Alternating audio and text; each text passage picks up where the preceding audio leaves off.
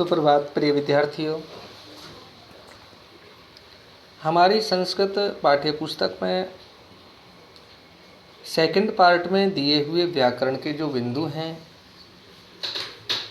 इनका ज्ञान हम पिछले दिनों से कर रहे हैं और आज से पहले हमने 12 जुलाई के दिन परसिस्टम व्याकरण भाग की शुरुआत की है, जिसमें सबसे पहला टॉपिक हमने लिया है पेज नंबर 78 पर शब्द रूपाणी, शब्दों के रूप। और शब्दों के रूपों से हम परिचित हुए थे। सबसे पहले हमने देव शब्द के रूप एकारांत पुल्लिंग में सुने, फिर लता आकारांत स्त्रीलिंग है, मुनि इकारांत पुल्लिंग है, मति इकारांत स्त्रीलिंग है और नदी ईकारांत स्त्रीलिंग है, पितृ ऋकारांत पुल्लिंग है और 7वें नंबर पर मातृ ऋकारांत स्त्रीलिंग है। मैं आज आपको इस पाठ में 8वें नंबर पर दिए हुए एतत् यह सर्वनाम पुल्लिंग शब्दों से शुरुआत कर रहा हूँ। शुरुआत करने से पूर्व मैं बताना चाहूँगा कि जब हम वाक्य रचना करते हैं किसी भी भाषा में, चाहे हिंदी हो, चाहे संस्कृत हो, चाहे इंग्लिश हो, तो प्राय हम देखते हैं सबसे पूर्व सब्जेक्ट होता है, फिर वर्ब होती है, फिर ऑब्जेक्ट होता है, यानी कर्ता क्रिया प्लस कर्म। तो जो कर्ता होता है वो किसी व्यक्ति का नाम, वस्तु का नाम, स्थान का नाम, ये संज्ञा शब्द हो सकते हैं। इनके अलावा कभी हम देखते हैं जो सब्जेक्ट होता है वो सर्वनाम भी हो सकता है। इट मीन्स हम वाक्य रचना के पहले स्टेप को समझ रहे हैं कि पहले स्टेप में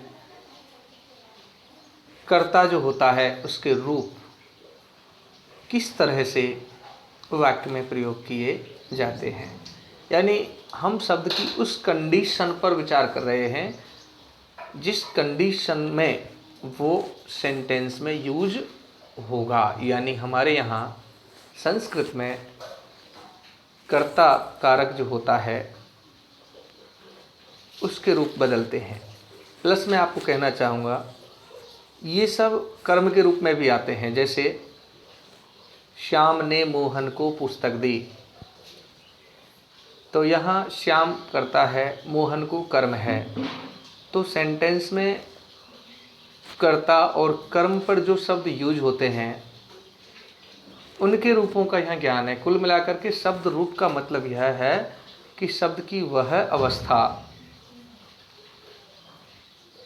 जिसका वाक्य में प्रयोग किया जा सके। तो यदि हम चाहते हैं कि संस्कृत में वाक्य रचना सीखें तो सबसे पहले शब्द का ज्ञान और उसका रूप हमें जरूरी है। बिना उसके हम बिल्कुल भी वाक्य रचना नहीं कर सकते। आप 7वीं क्लास के विद्यार्थी हैं, 6वीं क्लास में आपने विभिन्न शब्दों का ज्ञान किया है और वहाँ आपको संस्कृत में शब्द और सर्वनाम शब्द, उसके अलावा जो है क्रियाएं जिन्हें हम धातु कहते हैं, फिर क्रिया के भी रूप होते हैं, उन सब का हमने ज्ञान किया था और यह समझा कि सर्वनाम शब्द कौन कौन से होते हैं। तो सबसे पहले शुरुआत में हमने से तौते, त्वम युवाम यूयम, अहम आवाम वयम, ये हमारे कर्ता के रूप में जो हमने सीखे। इसके साथ ही यहाँ जो दिया हुआ सर्वनाम शब्द है, सबसे पहले 8वें नंबर पर एतत्। संस्कृत में सर्वनाम शब्द अनेक हैं, लेकिन प्रमुख रूप से जो सर्वनाम शब्द हैं वो एतत्, तत् इस तरह से प्रारंभ होते हैं। तो यहाँ एतत् जो सर्वनाम शब्द है जिसका हिंदी अर्थ होता है यह सर्वनाम है और ये पुल्लिंग रूप हैं यहाँ दिए गए हैं। पुल्लिंग का मतलब पुरुष जाति का बोध कराते हैं। तो आइए देखते हैं यहाँ सप्तमी विभक्ति तक।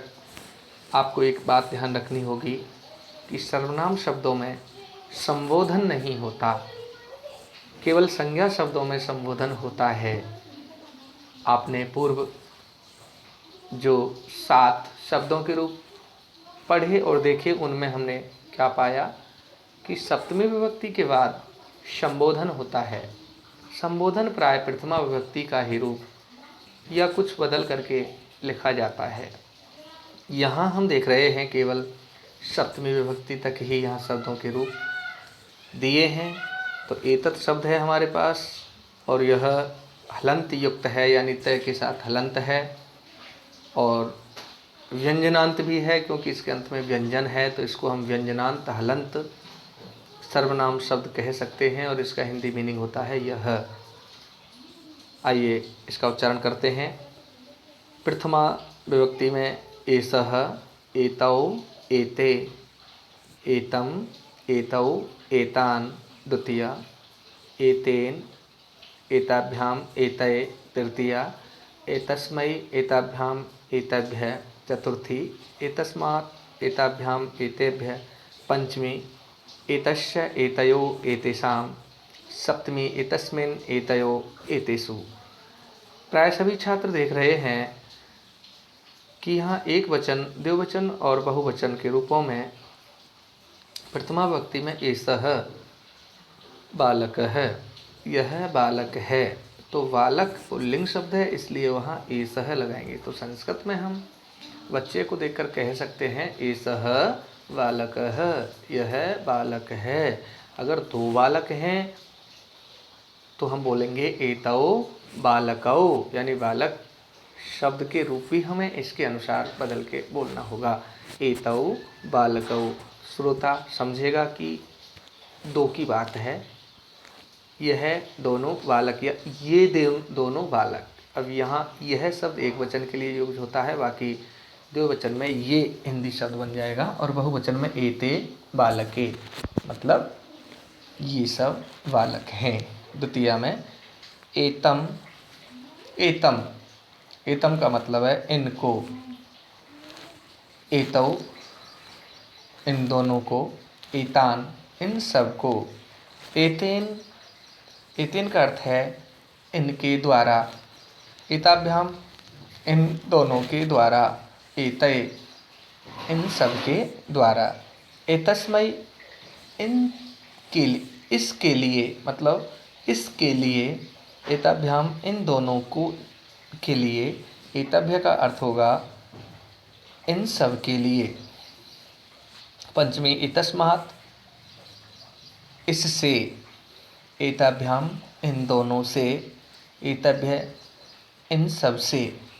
षष्ठी में एतस्य मतलब इसका, इसकी, इसके, एतयो द्विवचन में जो अर्थ है इन दोनों का, इन दोनों की, इन दोनों के, इस तरह से। और एतेषाम मतलब इन सब का, की, के, ये हम अर्थ जानेंगे। फिर सप्तमी में एतस्मिन्, एतिस्मन का मतलब होता है एक वचन में यह, या इन, इसमें, इसमें या इस पर अर्थ होगा।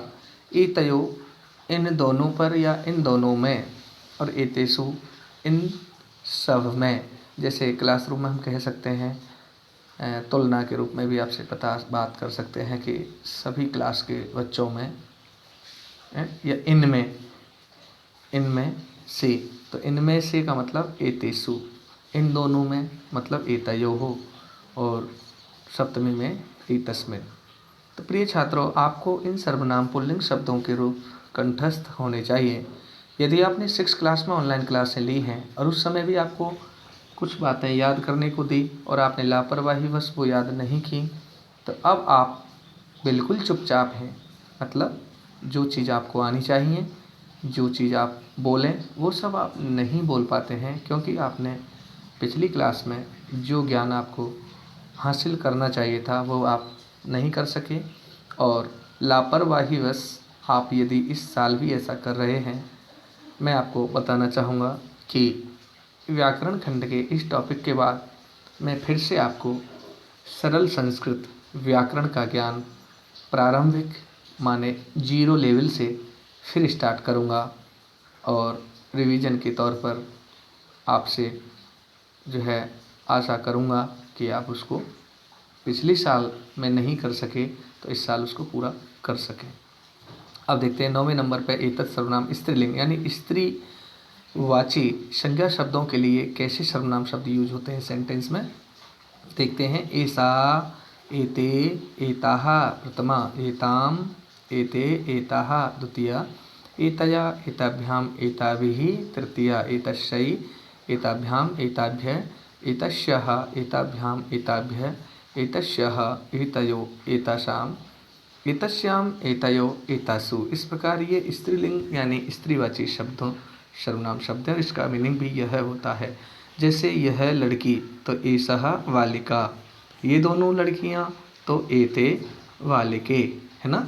और बहुवचन में एताः बालिकाः, मतलब ये सब लड़कियां। इस तरह हम इसके अर्थ को समझ करके इनका उच्चारण करें और इनको कंठस्थ करें, ताकि शब्द निर्माण के साथ साथ वाक्य रचना जब होगी तो उसमें इनके रूपों का आपको याद होना जरूरी है। अब हम देखते हैं एतत् सर्वनाम शब्द नपुंसक लिंग। आप देख रहे हैं यहाँ संज्ञा शब्दों की तरह इनके रूप सप्तमी विभक्ति तक ही चलते हैं, इनमें संबोधन नहीं होता। और आपने जाना कि संस्कृत में 3 लिंग होते हैं, तो सर्वप्रथम हमने पुल्लिंग शब्द एतत्, फिर एतत् स्त्रीलिंग शब्द, फिर उसके साथ ही हमने 10वें नंबर पर एतत् सर्वनाम नपुंसक लिंग के रूप याद करने हैं और उनका वाचन हम करते हैं। पठन देखिए, एतत्, एते, एतानि, एतत्, एते, एतानि। देखिए आप यहाँ मेरी बात पर गौर करें, यहाँ आप देख रहे हैं प्रथमा और द्वितीया विभक्ति में एकवचन, द्विवचन और बहुवचन में समान रूप हैं। एतत्, एते, एतानि, एतत्, एते, एतानि। अब तृतीया से हम देखेंगे एतेन, एताभ्याम, एतये। तृतीया विभक्ति से नपुंसक लिंग में पुल्लिंग के समान ही रूप हो जाते हैं, यानी प्रथमा और द्वितीया में अलग होते हैं, बाकी पुल्लिंग की तरह ही ये रूप होते हैं। इसका मतलब होता है कि किसी बालक ने पुल्लिंग शब्द रूप याद किए हैं तो वो नपुंसक लिंग के रूपों को भी केवल 2 विभक्तियों का ध्यान रखकर अगले विभक्तियों से पुल्लिंग की तरह याद कर सकते हैं। तृतीया एतेन, एताभ्याम, एतये। तो देखते हैं हम प्रथमा में एतत्, एते, एतानि। एतत् का मतलब यह एक, एते माने ये दोनों, एतानि माने ये सब। जैसे एतत् फलम, यह फल है। एते फले, ये दोनों फल हैं। एतानि फलानि, ये सब फल हैं। तो बहुवचन के साथ इस तरह से। फिर एतत्, एते, एतानि मतलब इसको, इन दोनों को, इन सब को। फिर एतेन में, एतेन का मतलब होता है इसके द्वारा, है ना। और एताभ्याम इन दोनों के द्वारा, इन दोनों से। एतई का अर्थ होता है इन सब द्वारा, इन सब से। इस प्रकार आपने ये सर्वनाम शब्द के तीनों लिंग, पुल्लिंग, स्त्रीलिंग और नपुंसक लिंग एतत् शब्द के रूप समझे हैं। अब हम देखते हैं चतुर्थी विभक्ति पर दिए हुए शब्द रूप हैं एतस्मै, एताभ्याम, एताभ्यः चतुर्थी, एतस्मात्, एताभ्याम, एताभ्यः पंचमी, एतस्य, एतयो, एतासाम षष्ठी, एतस्मिन्, एतयो, एतेषु सप्तमी। इस तरह ये बाकी जो रूप हैं तृतीया से लेकर सप्तमी तक बिल्कुल सेम, समान रूप से पुल्लिंग की तरह इनका उच्चारण और रूप बनता है। तो हमने सर्वनाम शब्द पहला एतत्, एतत् का हिंदी अनुवाद होता है, हिंदी अर्थ होता है यह। इसके बाद हम 11वें नंबर पर दिए हुए सर्वनाम शब्द को देख रहे हैं, उसका नाम है तत्। ये दूसरा शब्द नाम है तत्। यह भी हलंत युक्त है, व्यंजनांत है। तत् का अर्थ होता है वह, और यह भी सर्वनाम शब्द है और पुल्लिंग है। तो पहले पुल्लिंग के रूप हम समझेंगे। हाँ, ये आपने शायद पहले याद किए होंगे और ये याद ज़रूरी होना चाहिए। आज का जो होमवर्क है मैं आपको जो है 10 नंबर पर एतत् के पुल्लिंग शब्द और 11 नंबर पर तत् के सर्वनाम पुल्लिंग शब्द को याद करने के लिए आग्रह करता हूँ। आशा है आप ऑडियो और लिखित रूप से इन शब्द रूपों को हमें निश्चित समय पर सेंड करेंगे। देखिए, से तौ ते, तम तौ तान, तेन ताभ्याम तै, तस्मै ताभ्याम तेभ्यः, तस्मात् ताभ्याम तेभ्यः, तस्य तयो तेषां, तस्मिन् तयो तेषु। शुद्ध उच्चारण और सही वाचन आप करेंगे तो निश्चित तौर से आप में इतनी शक्ति है, इतना आपके अंदर बल है कि आप इन शब्द रूपों को उच्चारण की दृष्टि से शुद्ध रूप में तैयार करते हैं तो लिखित रूप में भी आप शुद्ध लिख सकेंगे। आइए देखते हैं इनके अर्थ को। सह, सह का मतलब होता है वह लड़का, स बालक है वह लड़का, तौ बालकौ वे दोनों लड़के, ते, ठीक है। अब ते जो है बहुवचन है, बहुत से बच्चे हैं या 3 हैं या 3 से अधिक हैं तो उनके लिए हम ते बालकः वे सब लड़के। द्वितीया में तम माने उसको, तौ माने उन दोनों को, तान माने उन सब को, तेन माने उसके द्वारा, ताभ्याम मतलब उन दोनों के द्वारा, तई का मतलब उन सब के द्वारा।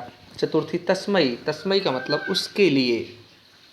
अब यहाँ उस रूप बनता है, उस, यहाँ वह का उस हो गया हिंदी अनुवाद। देखो कैसे बोल रहे हैं हम, तस्मई का मतलब, अब तस्मई का मैं ऐसे बोलूँ वह के लिए तो गलत सा लगता है ना उच्चारण में। हिंदी में हम क्या बोलेंगे, तस्मई का हिंदी अनुवाद उसके लिए, उन दोनों के लिए, उन सब के लिए।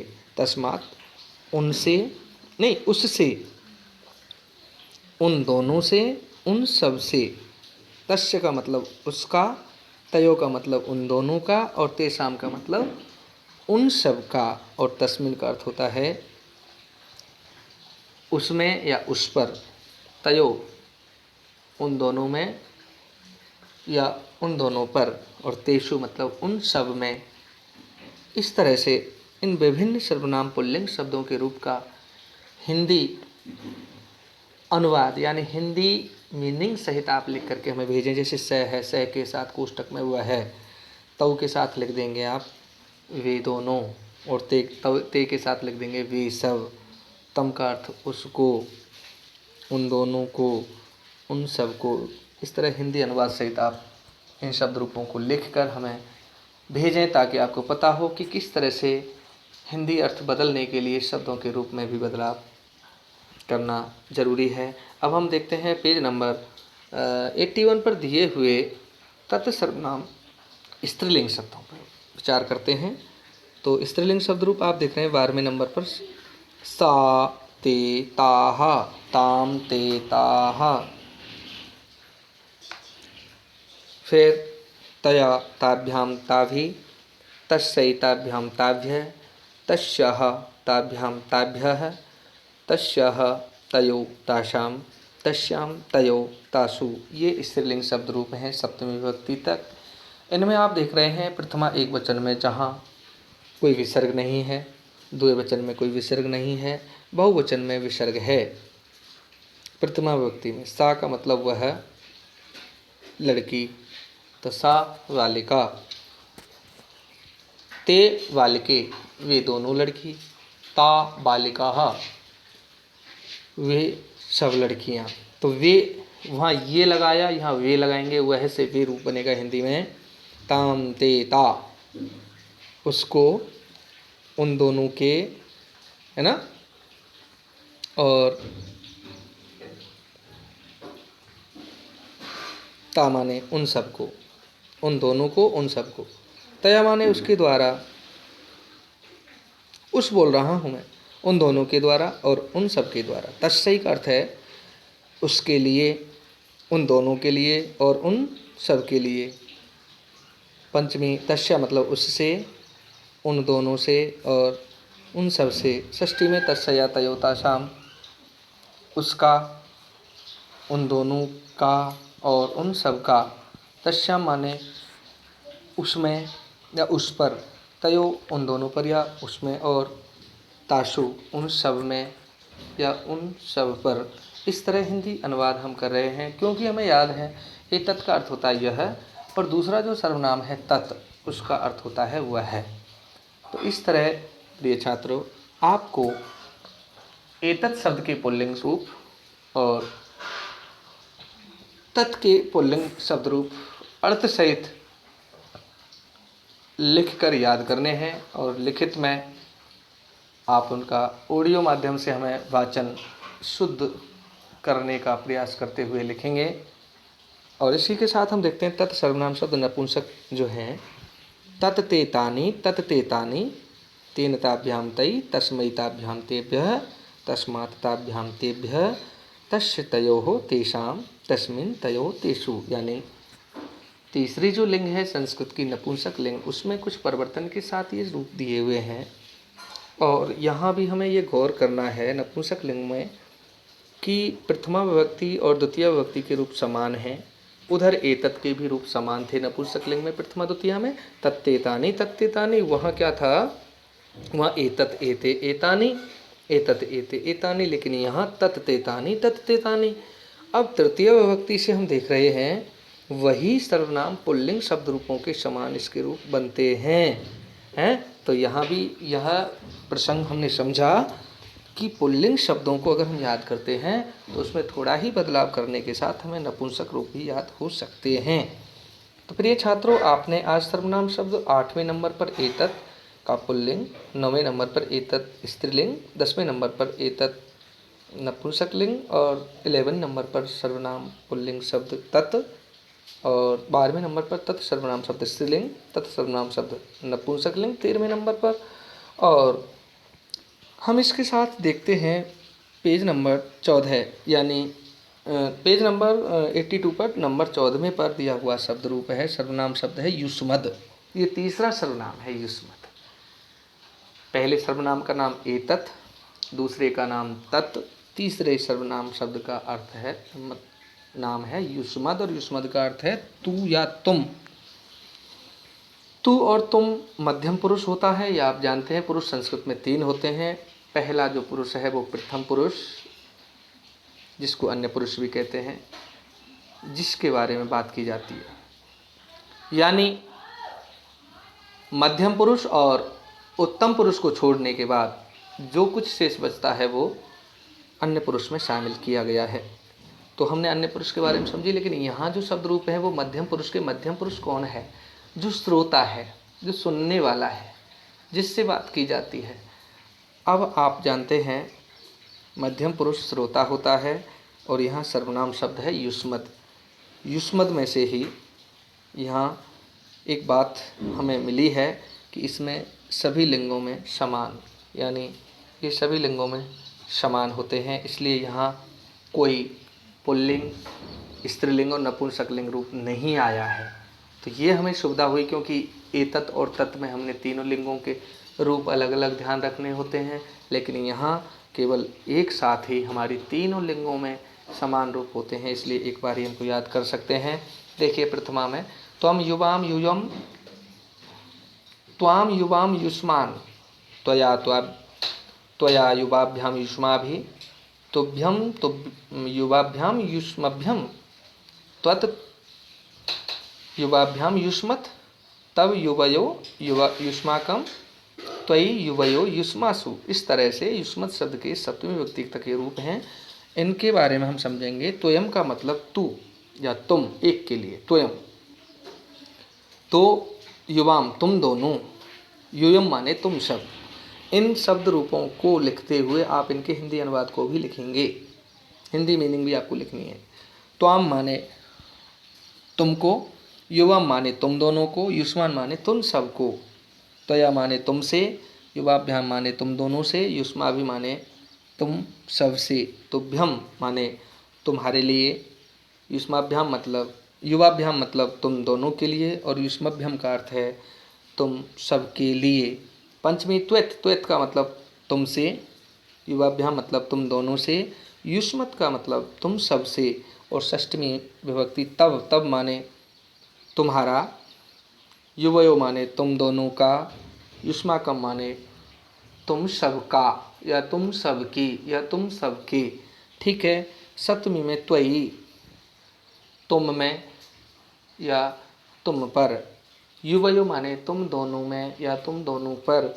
युष्माशु तुम शब में, तुम शब पर। इस तरह से प्रिय छात्रों, आपने युष्मद सर्वनाम जो है मध्यम पुरुष के कर्ता होते हैं, ये श्रोता के रूप में इन्हें समझा जाता है, यानी जिससे बात की जाती है वो मध्यम पुरुष है। मध्यम का मतलब मिड, बीच वाला। सबसे ऊपर प्रथम पुरुष होता है जिसे अन्य पुरुष भी कहते हैं, और श्रोता के रूप में जो होता है उसे हम मध्यम पुरुष कहते थे। मध्यम पुरुष के शब्दरूप तीनों लिंगों में समान चलते हैं और इनको आप याद जरूर करेंगे, कंठस्थ करेंगे। अब हम बात करते हैं 15वें नंबर पर जो शब्दरूप हैं अस्मत् के। ये हमारा चौथा सर्वनाम शब्द है। पहला एतत्, दूसरा तत्, तीसरा युष्मद् और चौथा अस्मद्। अस्मद् का अर्थ होता है मैं, हम, और यह उत्तम पुरुष सर्वनाम माना जाता है और ये सभी लिंगों में इसके समान रूप होते हैं। देखिए अस्मद् शब्द रूपों के सप्तमी विभक्ति तक किस तरह रूप हम जानते हैं। देखिए प्रथमा में अहम आवाम वयम, माम आवाम अस्मान, मया आभ्याम अस्माभिः, मह्यम आवाभ्याम अस्मभ्यम, मत आवाभ्याम अस्मत्, मम आवयो अस्माकं, मयि आवयो अस्मासु। तो हम समझ रहे हैं यहाँ पर जो वक्ता होता है, बोलने वाला, वह अपने लिए जिस सर्वनाम शब्द का प्रयोग करता है उसे हम उत्तम पुरुष कहते हैं। तो उत्तम पुरुष में सबसे पहले एक वचन में अहम, अहम का मतलब मैं, आवाम मतलब हम दोनों, वयम माने हम सब, माम का अर्थ होता है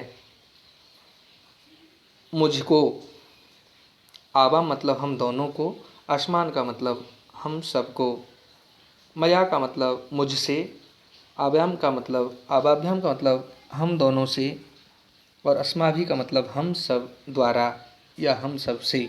चतुर्थी मह्यम, मह्यम मतलब मेरे लिए या मुझको, ये उस तरह से भी हम बोल सकते हैं, मेरे लिए।